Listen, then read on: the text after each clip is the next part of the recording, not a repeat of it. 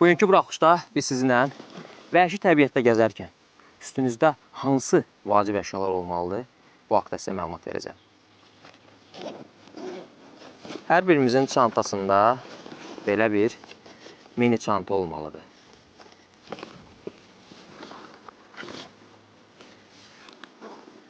Və bu çantanın içində nələr olmalıdır və ondan əlavə mən sizə bu təhlükəsizlik yorğanı haqqında məlumat verəcəm.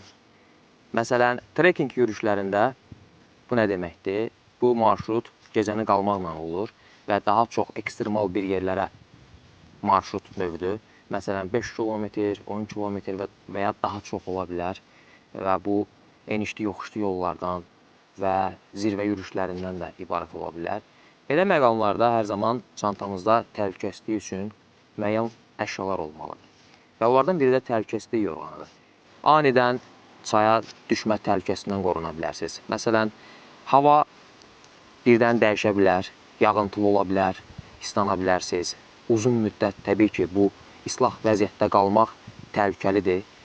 Bu, məsələn, tərləmə zamanı ola bilər, suya, çaya yıxılma zamanı da ola bilər. Əgər bədəniniz islanıbsa, dəyişməyə paltarınız yoxdursa və yaxud çox uzaq bir məsafədəsinizsə, yaxşı olar birinci növbədə o paltarlardan azad olasınız və daha sonra hipotermiya deyilən bir risk var ki, o yarana bilir. Hipotermiya riski qan təzyiqinin aşağı düşməsi ilə başlayır və bir çox hallarda ölümə aparır.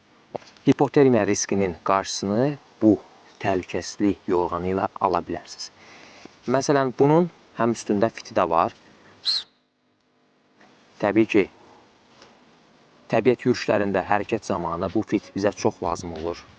Qrup halında aza bilərsinizsə, bir-birinizi bu fit vasitəsilə tapa bilərsiniz. Eyni zamanda vəhşi heyvanları özlərinizdən uzaqlaşdıra bilərsiniz. Bu təhlükəsizlik yorğanının üstünlüyü ondan ibarətdir ki, iki cür təhlükəsizlik yorğanı olur. Bir dəfə istifadə eləmək üçün və yaxud da bir neçə dəfə istifadə eləmək olur. Məsələn, bunun içinə girirsiniz, bürünürsünüz. Yaş vəziyyətdə həmin o titrəmə zamanı tez bir zamanda həmin o titrəyişin qarşısını almaq lazımdır. Ona görə də mən sizə tövsiyə edirəm ki, hər zaman bu təhlükəsizlik yorğanı çantanızda olsun.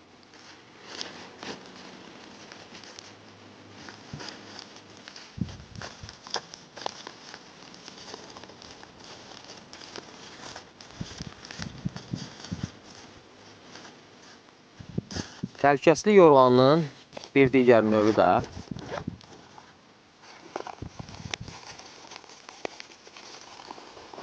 bu cür olur.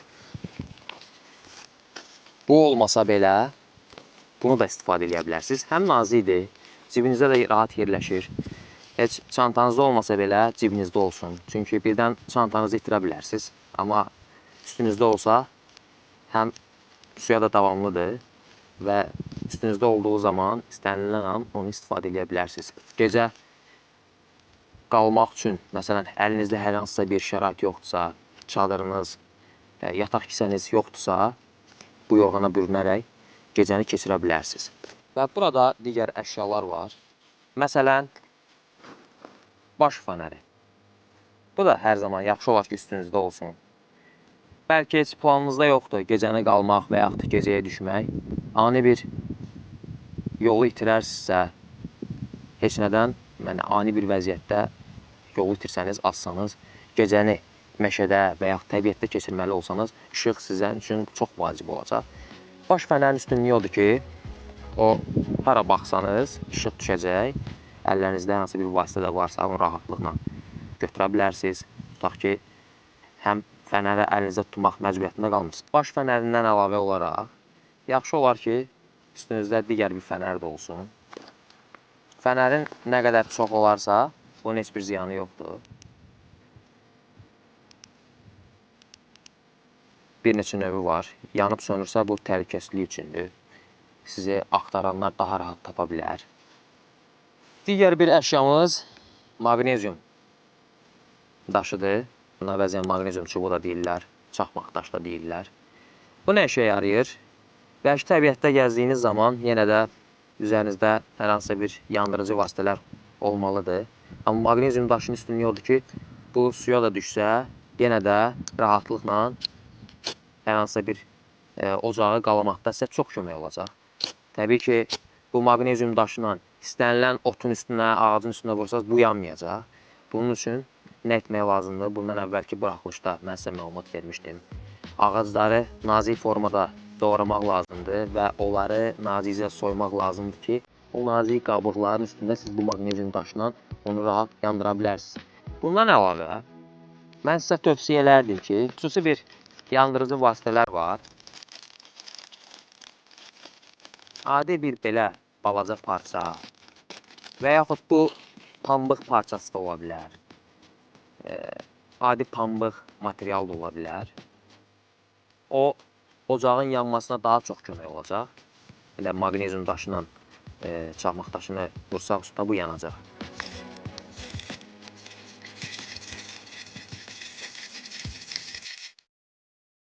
Digər bir vasitə bıçaqdır. Əgər üzərinizdə böyük bir bıçaq gəzdirmirsinizsə, yaxşı olar ki, bir neçə funksiyanı özlərində birləşdirən bıçaqdan istifadə edirsiniz. Təbii ki, bunun adı tam bıçaq da getmir.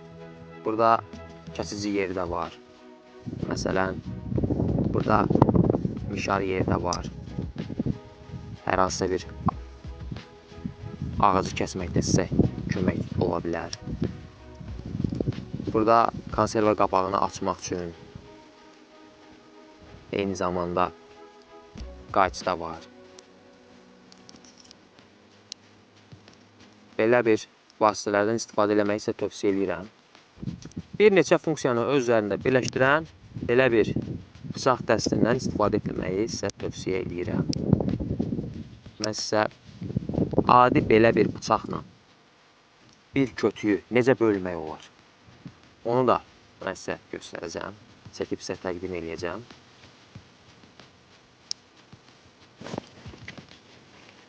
Və digər bir əşyamız ipdir. Paraşüt ipi. Möhkəm ipdir. Sığınacaqlarda, digər bir vasitələrdə də sizə yardımcı ola bilər. Tövsiyə edirəm ki, hər zaman çantanızda olsun. Hələlik mən sizə ən vacib əşyalar haqqında məlumat verdim.